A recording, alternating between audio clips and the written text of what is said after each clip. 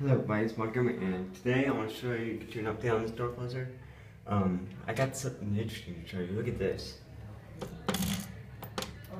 The arm screw that holds the two arms together is loose, so it moves, shifts, but it doesn't launch. No matter what, it always latches, or at least comes close to being latched. See, that speeds faster. It almost has enough energy to latch. But I'm still gonna tighten that arm. So do it again. See, it's gonna hit the door, and then it's gonna. We'll do it one final time.